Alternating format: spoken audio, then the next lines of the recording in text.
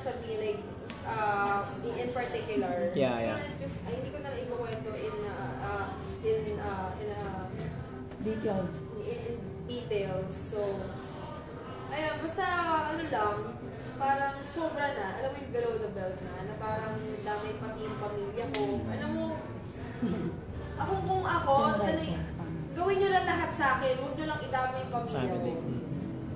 Kasi wala silang kinalaman.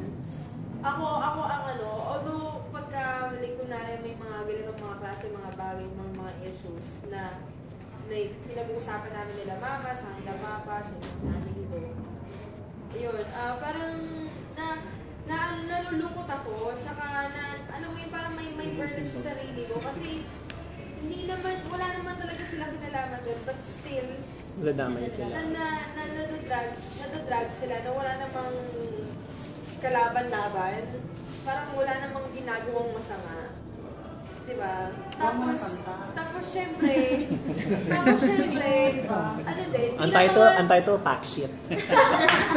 syempre bilang mga magulang, diba, they tend to be overprotective. Yeah. Kasi sa mga anak nila or whoever man, kung sino man yung mga nasa pamilya. Diba? So, gano'n isa sila mga parang overprotective talaga nila sa akin. So, yun siguro panganay siguro ako, kaya gano'n. And kaya, ayun, tapos puro babae pa kami. But still,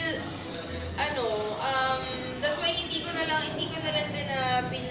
din bring up sa kanila yung mga ganitong klaseng issues. And hindi ako vocal sa ganitong mga klaseng issues na